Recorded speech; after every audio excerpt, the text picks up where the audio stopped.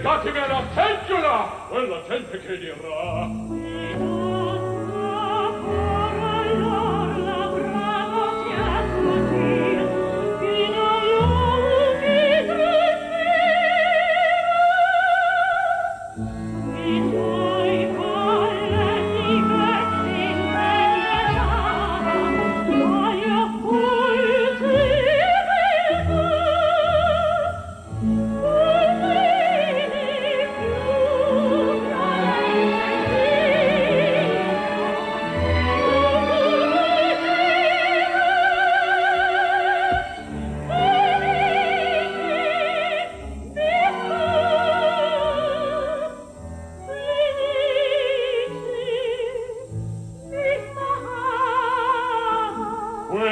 Canto scorile,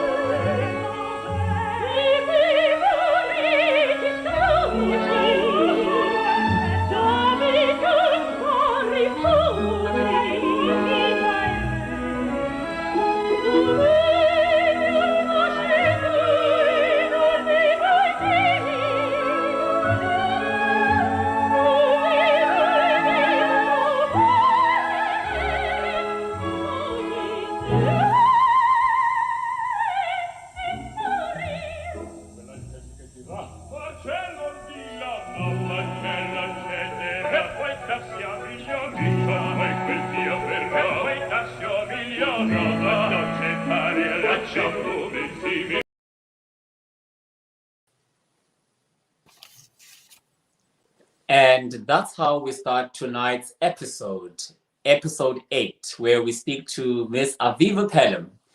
And we do apologize for the technical difficulties that we made and also for the fact that we started a bit late, but we're not there now. Aviva, thank you.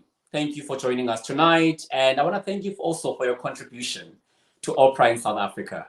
It's so special that you've been so consistent over these years. I mean, last year, we saw you in the Cape Town Opera's La Bohème on stage. You also there with UCT adjudicating, and you're a patron of Cape Town Opera, a trustee and a lecturer.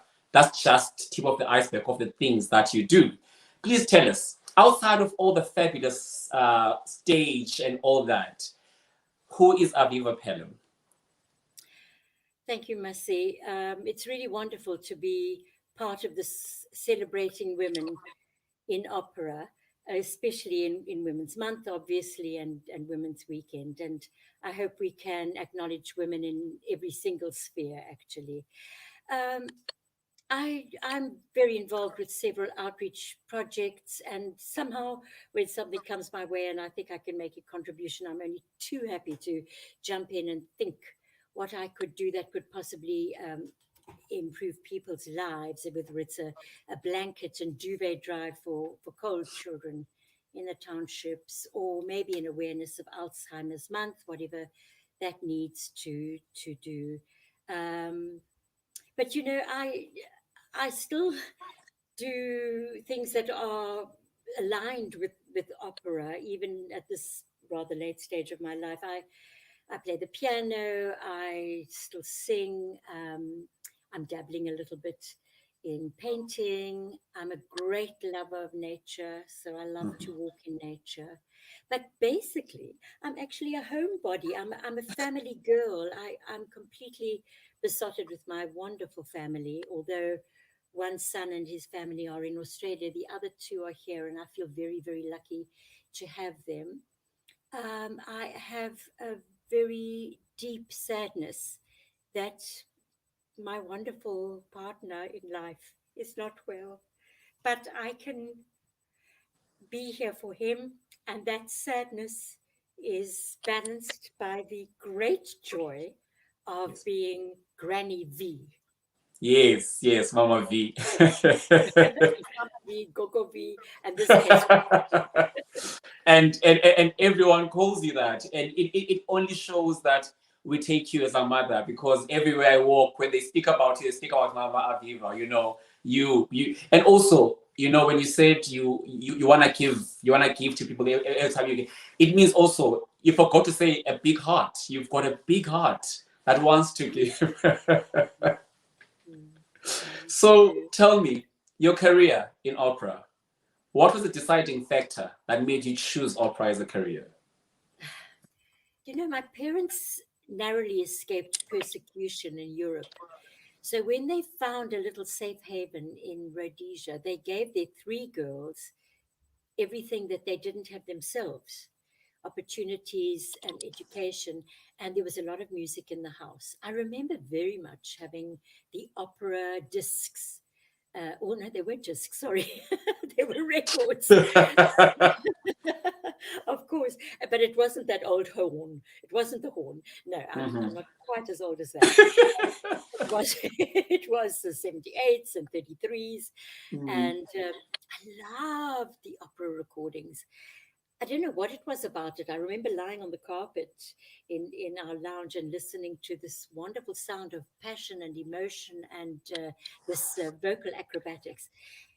And already I was kind of a bit sucked in, but I mean, who knew what it was or how to get there? So there was lots of music making at home and other instruments, which is very important. And then it was time to choose a career. I wasn't sure whether I had the, the credentials, the voice. So when I came to university here at UCT, and I auditioned for piano and second instrument singing, when they turned me down, I realized, well, that's hopeless. Second instrument singing being turned down, I will never ever make a career in opera. Mhm. So that was a bit of a blow, and it's quite a lesson for all of us to learn that along the road, while we're choosing what we want to do when things don't go our way and we are kind of obliterated and all our hopes dashed, we don't necessarily have to give up. It reminds me of a wonderful book that maybe people know about. It's called No Stone Unturned, and it's a wonderful compilation of the most shocking crits that have ever been written about Mhm. very great people in all spheres of the performing arts, in ballet and conducting and performing and orchestral and singing, etc., and how people have written, critics have written the most damaging sort of depleting comments, where maybe if we listen to that and take that to heart, we will never kind of stand up again and try again. So although I was turned down for second subject singing, I gained a while I was learning how to teach. Mhm. And I auditioned for the opera course. And the reason I did that was because the opera course for me had everything in it, everything that mattered. Of course, it was about voice and singing and music and orchestra and instruments, but it was also about drama. Yes. It was also about lighting and costumes and languages and movement, and it's everything. I couldn't resist it. It sounded like it was resonating with every part of my body, which hadn't even quite been awoken yet. So those were the main reasons that I did it. You I think know, once you've got to have the courage to believe in yourself and go back and try again. listening to you, it sounds like it was written in the stars before you even went to UCT. The fact that it spoke to every ounce of your being, It, just hearing it all. So it yeah, means that before you even decided, the stars had already had it written down. I So like thank you. I like that. I like that. It's just that so many things need to come into position as well as the stars. There's so many things, and I'm very, very mindful constantly while you and I are speaking about 50 years in opera Mhm. of people along the road and in different countries, but particularly in South Africa where my heart is, and just how difficult and how different all our challenges are. So for me, it was a question of, are you good enough or you're not good enough? Mhm. So that was the first challenge, and not only convincing other people that I was good enough, but actually convincing myself. In my opinion, your experience, your over 50 years in this career, uh, allows me to ask you this question. So what are the 5 tips you would give to a young learner starting her training in opera? What are the 5 tips you would give to a young person who wants to be an Aviva Pelham and say 50 years from now, guess what? I have been consistent. 5 only. Oh, we've got a little. I think the first one is when somebody falls in love with opera, and usually it's a funny thing. I think maybe they kind of fall in love with their own voices. It's an incredibly difficult thing to describe, but when you make a sound with your own voice, something happens. It kind of resonates with many different parts of the whole universe, and you kind of want to do it more and more. There's a bit of an addiction that comes in. But if you're choosing a career in opera, that's different from just singing every now and then. Mm-hmm. A career in opera requires commitment. It requires discipline. It requires perseverance. And those aren't 3 tips. That's still part of the first tip, please. Mm-hmm. Because they're all about commitment, actually. It's about consistency and how you rehearse and how you practice. This is a very lonely job, although you've got a teacher, hopefully, who you can trust. We have to, that is the second tip. You have to trust somebody who can hear you, because you really can't hear yourself. And that's quite a complex situation, the teacher story. But you need to trust somebody to guide you correctly, so that these 2 precious vocal cords hidden in this mystery box in here will not be abused in any way, because we only get 1 pair per lifetime. Mm-hmm. So it's that question of, have I got the staying power of how to commit to a long-term relationship with singing? I think one must be careful as a young singer to try to make any sound that isn't your own. The reason I'm saying that is because there are a lot of recordings out there. I'm thinking Correct. back 10, 15, 20 years when Pavarotti and Domingo and Carreras were around, and young singers busking, standing on the side of the road and at the waterfront, wanted to sound like those huge, big Italian tenors. Yes. And actually, it's a very big mistake, because these 2 tiny muscles that are in here need time to Yes, and they do create need new time. habits. And so don't make any sound that isn't your own. Don't be a second class somebody else.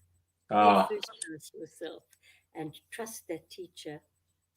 Sometimes the problem with that is just singing too loudly.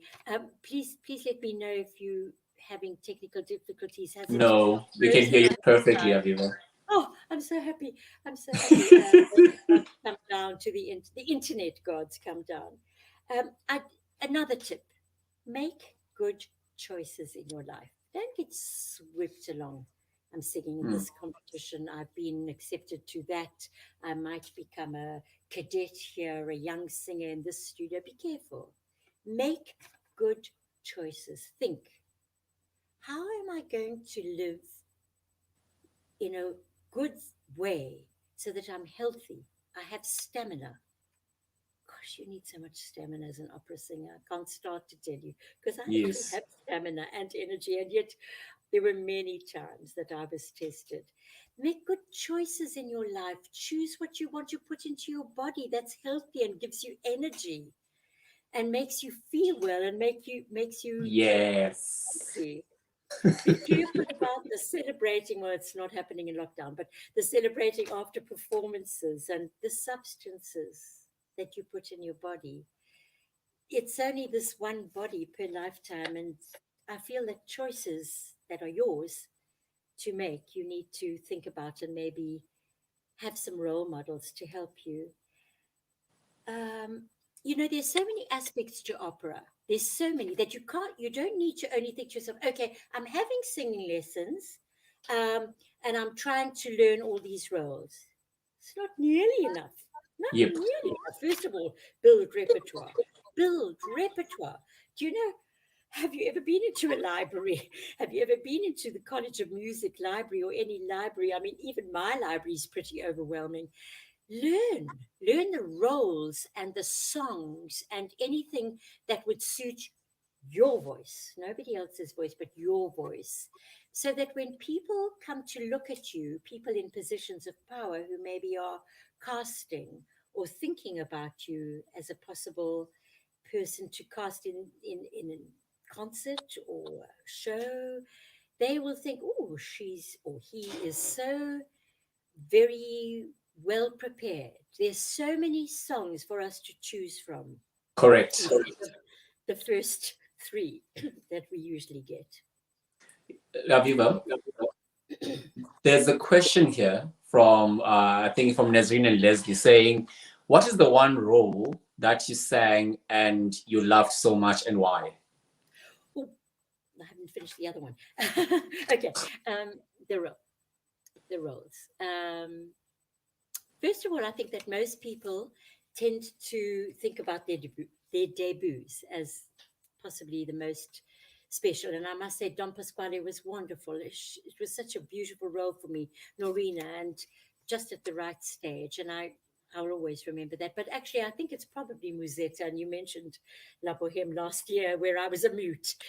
Good idea at this stage. But Musetta, just I kind of resonate with her. I've always found it. I wouldn't say easy. Singing beautifully is never easy, but I did very much enjoy doing all the different incarnations of Musetta. I think if I was to choose an opera that gave me the most stimulation and excitement, I think it would be Turn of the Screw by Benjamin Britten. Yes. Oh, difficult that was, difficult to learn all those intricacies of the music and also the drama. But I loved it because actually it wasn't my type at Mm. all. Sexually frustrated British English spinster, not my type. Mhm, So it was mhm. so fascinating, and it is a real highlight right out there working on it. If you ask me what my favorite opera was to listen to, I would probably say Rosenkavalier, which I will have never sung. Maybe the role of Sophie when I was very young, because it needs a lot of the top. But to listen to that wonderful orchestration and the way it's put together, particularly the trio at the end, that is it. But my favorite opera of all time is Un ballo in maschera by Verdi. What a By Verdi, genius. yes. What a genius of melody and drama, and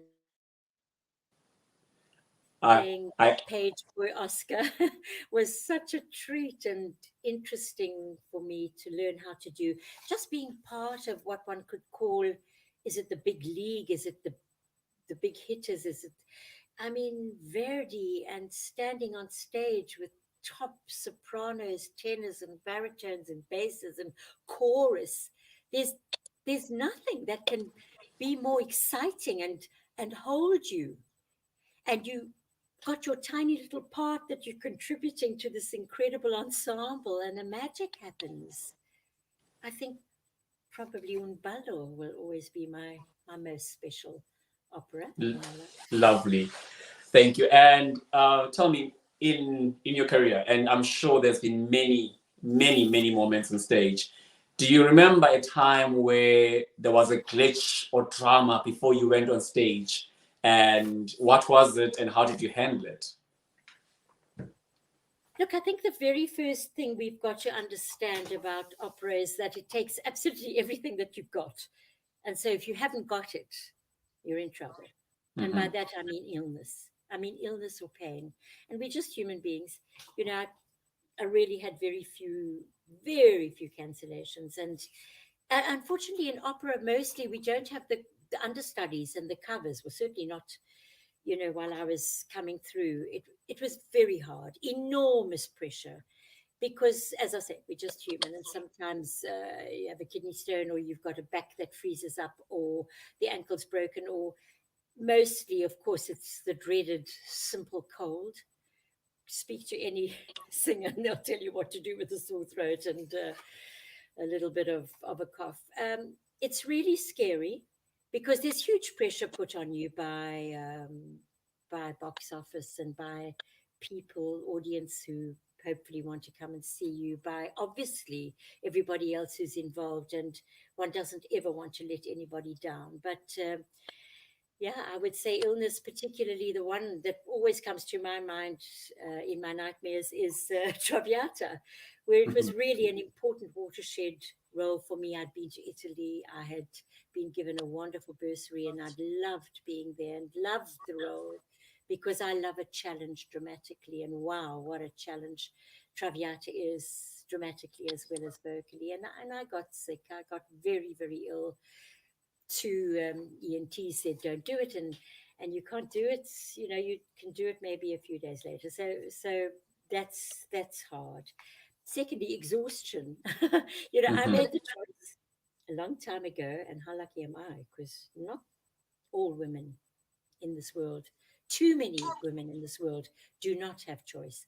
I've had Yeah. choice, and I chose to marry and to have children. What a brilliant, brilliant choice I made because that's who I am. I want it Yes. all. And that is very, very demanding and very, very tiring, despite the fact that my wonderful husband helped on every single occasion and my amazing children have always been there for me. But that is quite a serious juggle. The other thing that's very funny is that sometimes you're asked to stand in for somebody in a role in another part of the country. I Yes. absolutely loved it. It's a huge rush. It's like, oh, when was the last time I did it? And why are they asking me? And have I done that role? I can't even remember. And then you have to quickly, quickly gather it all up and your shoes and your packing, and you've got to sort yourself out and get to another part of the country and go on stage Yep. and do it with very little rehearsal and very little time for costume changes and things like that. So, you know, that is such a privilege if people think you're good enough to be able to come in and help out if somebody else is ill or something's happened. I loved doing it. It only happened a few times, but those were actually highlights. I think another thing that we all need to be realistic about is that life happens. And for Mm-hmm. all of us, sometimes there's very sad news. And we going to go on stage.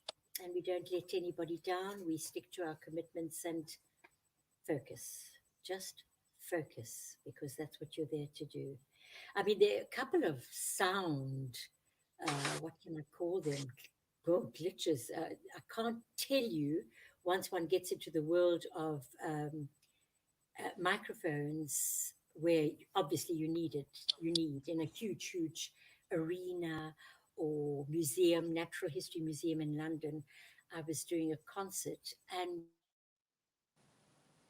rehearsal, but in the performance, something went completely wrong with the sound. It was a malfunction. And Mm-hmm. those sound, all the sound around me was so loud, it was beyond bearable. So I you couldn't remember even. thinking, you, I mean, sound abuse is something else. It was really, really hard. I didn't know where I was. I couldn't hear the backing track. I didn't know what I was doing. There was also one other situation, and I was doing Santa's Story, the one woman show in my mother's life in New York. And again, sound perfect at the rehearsal. And during the performance, it just made the most shocking sounds every few minutes, so disruptive to the audience. I only care about the audience. I don't care about me. It's just a question of what can you do while it happens. So yeah, those are some of it. I suppose there's occasionally negativity on the stage. Who does it come from? Possibly a colleague, possibly a conductor. It's only happened to me once. Only once in my whole career did I Mm-hmm. find a conductor who was unsympatico, totally unhelpful. I mean, there was just nothing happening. What an opportunity missed. I carried on as best as I could. But you know what? The answer is, young singers, always be prepared. Just know what you're doing, because when things happen to fall apart around you, you can just still be there. Carry You know, on. I was going to say, listening to you with everything that you've just said now, it shows why you've been so consistent, because the experience you have, the things you've seen have allowed you to be better every day. So like I'm listening to you talking about the glitches, you know, the sickness, everything that happens to a singer, which has made you a great, phenomenal woman in opera over 50 years. You must Thank say you. thank And also, you know, with the comments that are being put here, people are just talking about, oh, how Mama Aviva is absolutely a phenomenal woman. So, Oh, I I mean, just this really is why you're here today, because you are thank that you. phenomenal. I really appreciate it, because, um, one tries one's best in whatever one does, and sometimes it goes unacknowledged. I think there are a lot of people who have actually gone acknowledged, but unacknowledged. But there have been some really special highlights as well. Have we still got time for it, or was there Yes, just one? yes, yes, yes. I was about to ask you your highlights. Apart from playing Norina in Don Pasquale, what have been your highlights? Well, I suppose we can talk about challenges first. Besides convincing everybody else that you're good enough, you've got to convince yourself that you're good enough. And I suppose I'd be correct in saying that actually every performance is an audition. You know, that's the magic and wondrousness and terrifying part of live performance, which I am totally addicted to. I do not enjoy television or film or recordings nearly as much. It's the risk. It's the risk as being so exposed, but there's a truth. There's a truth. There's an honesty. There's a contract that's happening between the audience and myself, and it's not just that we're both there, because I'm talking about connection. I'm talking about something that happens. Sometimes it takes a bit of a while to build up so that they trust me, and in a way I Yes. trust them, because actually audiences are very fickle. Oh, who said that? But you know what? Um, there have been many, many highlights. I can't help thinking that one of the greatest highlights of my life was when the announcement of Mandela's release happened on a Saturday night when we were doing Fidelio. It was the opening night of Fidelio. Ah, Archbishop Tutu was in the audience, and it was announced that the next day he'd be released. And Fidelio, of course, is about political yes. prisoners and evil and resurrection and being released. It was transcendental. It was just unspeakably wonderful.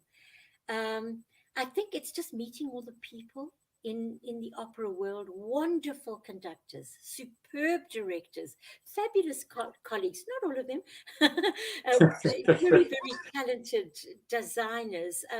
These people have enhanced my life so much. In fact, just being in the performing arts is an absolute miracle, because, of course, they're all linked.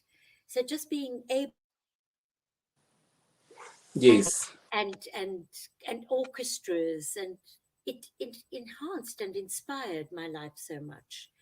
um I really, really loved Sitzprobes, where you're in a room with an orchestra, and that is the main point.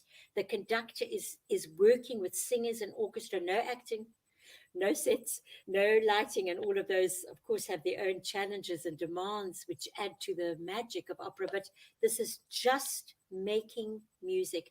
I love those. I love those because you could just concentrate on the sound you're making, and try and remember that, so that when you're on stage with everything else, you can still serve the vocal score of the Composer. genius composer with every ounce of your integrity. I loved new characterizations. Absolutely loved them. I loved being unsafe in playing a boy, playing a nun, playing a gypsy, playing a Mm. courtesan, and worse, um, playing a drunk. It gave me a thrill playing the ugly sister in La Cenerentola, my two real life sisters were thrilled that I was the ugly sister. But I was on point. I was already 44, I think. I mean, that was not an easy thing. Do you know what was a highlight for me? Was performing with my family. I love that unbelievable situation where my two boys got into the chorus of, well, not the chorus, just the supers of being The supers, children yes. in The King and I. You know, they didn't have to do anything there, just be. Just be there on Uh, stage. but the next time I did The King and I, actually, my second son was my son. So he had to audition and go through all the channels, and he was my son. So that was special. And then my daughter was in La Boheme with me. She was in Sound of Music with me. She was one of Von Trapp's children. And of course, my husband, Paul, who was the director of the Graduate School of Business, decided he would love to be part of the mise en scène. And actually, Christine Krauser, who I know you are interviewing quite rightfully, quite deservedly, as a very important woman in celebrating opera in South Africa, asked him if he'd like to be one of the supers. And my husband was in a scene in La Boheme again.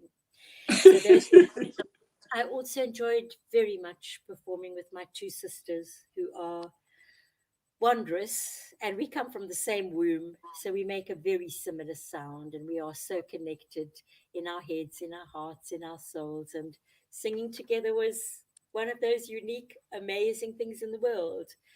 And when I did my mother's one woman show, which I mentioned to you earlier, there was always at the end the opportunity of I always singing with my mother while she was alive, and later with other members of the family. And I once even sang with 4 generations of the Pelham family on stage. I have to mention to you Divine Divas. There's so many highlights. Divine Yes. Divas was a wonderful idea that I had and that Janice Honeyman brought into fruition, of 3 rainbow sopranos. Virginia Davids joined me, and so did Sibongile Kumalo. Talk about the cream of Yes. the crop. And we performed music from every single fach. We did everything. We did Baroque, we did gospel, we did operetta, we did opera, we did different languages. It was such a stimulation and such a joy. And it culminated in Celebrate South Africa when we performed there in London at the Festival Hall. What a highlight! What a highlight of my life. And then I have to mention Barcelona. Yes. Now, some operatic purists are not happy with the singers moving from opera to other fachs, but Yeah. I did it from early on. I couldn't help it. I just kept bursting at the seams, and when I was offered a My Fair Lady or a King and I or a Sound of Music, I did move across, backwards and forwards. Of course, I loved singing opera, which is the same singing as in opera, but just a slightly different style, which possibly is accessible to people who usually enjoy musicals. Yes. But Barcelona is Yes. Barcelona. of course, written for Montserrat Caballé, and it is really very operatic and very demanding. And I adored singing it. I loved the setting. I loved the presentation. I loved the crossover with the Freddie Mercury characters. I've sung it with at least 4 different, unfortunately not the real Freddie, but and it was magnificent. I did about 130 performances, and each one was a highlight. Thank you. And, we would like for you to remain with your big heart.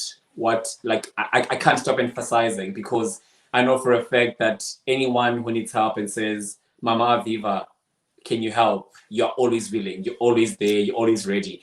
And I was saying to Christine yesterday when I was speaking to her, Mama Chrissy, and I said, how we would love for all of this to be recorded so that generations to come will know all this information, because you know, when Mama Sbongile Kumalo passed away earlier this year, I was looking for photos as part of our remembrance, and I came across the photos of you, her, and Mama Virginia Davis. So when you said that, I'm like, I remember those photos. I actually saw them when I was looking for photos in our archives. So yes, thank you, Mama Aviva, for your contribution.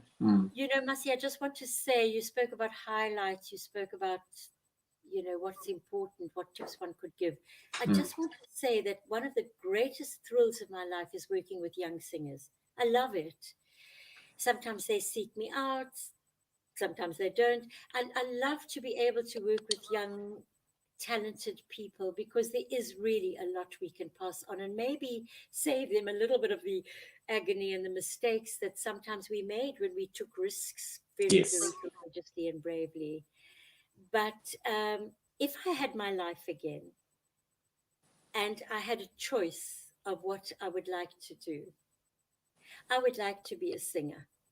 I would like to You be a do it singer. again. I don't want to be here anywhere without being a singer. My heart beats in rhythm and my soul is full of melody and full of, I love being in harmony with people, with the universe. Doesn't always work, but we try our best with everybody that I'm working with. So I want to say now, our country is very fractured. It is really, really in need of healing. And what better way of healing than through music? We can do so much with music. So come on, ladies. This is Women's Month. Come on, Yes. ladies. Let's join together. Let's raise our voices. Let's raise our voices against abuse of women, and maybe even pull all our energy and put it towards showing the world that we can live in harmony and in peace. Thank you. Thank you. And before I let you go, I'm about to let you go to get back to your Sunday evening. But I want to find out if you had to go back in time to when you were 14, Mama Aviva, and this is many years ago, before the start of your highlights in your career, and you had to meet yourself at 14. What advice and words of wisdom would you give your 14-year-old self? Oh, 14 is so young and impressionable and vulnerable and still so very, very much to learn. I think the important thing is that we need to try out a lot of things. The reason we need to do this is so that there are no regrets later on. I think regrets is a terrible thing to live with. Sometimes we can't help it. It's just what life throws at us. But if you can, and if you can make choices, try and dabble in a lot of different things. Try and see what else there is that you could do. And there's so many things attached to the arts that maybe you could try. Maybe you could try some movement. Maybe you could try um, dancing. Maybe you can try playing an instrument. All these things will actually help you later if you think that it really is that you want to be a singer. I mean, they're all connected, all these arts. All we need is the Correct. spark and the actual source. Um, I think the most important thing actually is to believe in yourself. Is because if we don't, it's really difficult to convince other people. I never was particularly good at that until I felt that maybe. But Yes. but um, arm yourself with whatever it is that you need to learn. Surround yourself with people who can teach you. Be careful. Keep doing a reality check. How good am I? Is it anywhere? Should I go to somebody for interpretation? Should I maybe go to somebody else for another expertise so that I can keep learning all the time? Because otherwise we know nothing. And when we come up at 16, 17, 18, 19, and we're starting, we're nowhere. But at least if you've tried a few things, you know what you don't want to do, and Yes. you know very, very much, it's a little bit clearer what you do want to do. Some people only know much, much later in their lives. I think one of the things we could work on much earlier is interpersonal relationships. This is seriously lacking in this world nowadays, and particularly now in the era of this, and Yes. particularly with lockdown, which is nobody's fault. But we forget to do this and actually connect and listen and feel and hear and react normally. And that, I think, is something you could work on, because when you get that quite strongly, your life can be in a better shape. You make more truthful contacts with people. And the point is that actually, if you choose a career in music and you can manage to handle interpersonal relationships in a functional way, it can be life transforming, completely transforming. It isn't just a job, it's about how you yourself grow on so many different levels, emotionally, physically, spiritually, and we can just become more of who we are than at 14. You know, may you give more of yourself every day until there's nothing more to give. And I hope that we young people may keep learning from all that you share with us. And it's so amazing to be sitting here. I was born only yesterday. I missed half of the things you've mentioned today. But Baby, you little baby. And you've got so much time, Massy. And the fact that you love opera and you work for Cape Town Opera gives me hope and makes me feel very, very warm. And we've just got to keep our integrity, each and every one of us. What matters? Standards matter. Excellence matters. Doing things with love and kindness, gentleness, communication, harmony. That's what matters. And if each and every one of us does that, maybe this can what a be a better wonderful world. What a world. wonderful world it will be. Mom Aviva, thank you. Thank you for joining us tonight. Thank you for sharing not only knowledge on opera, but most of the things you shared are really about life, like your interpersonal communication. That's just a basic on life before you even get to performance or being a All performer. intertwined. It isn't different. There isn't another person going on the stage. It's you. It's you with everything that you've experienced and learnt in a personal relationship that you take onto the stage. And if you're clever, all the best experiences that you get on the stage, you can take to your private life. And, before I go, I took two things. Everything else that I read about you and I knew about you, but you're a life coach with a big heart. That's what I learned today in this conversation. Thank you so much. I And feel very, very thrilled to be invited. Thank you. thank you. And, everyone who came through tonight, also you can find this recording of this conversation on YouTube and on Facebook. Thank you very much for joining us. And Mama Aviva, enjoy the rest of your Sunday and enjoy Women's Month. And I hope with what you said that all women must get up and start making sure their voices are heard against gender-based violence. Please make sure that actually happens. There's so many women that are there that can actually do it with you. So I plead to them also. Thank you, Massy. Thank you so much. Good night, Mom. Good night. Bye. Bye. Bye.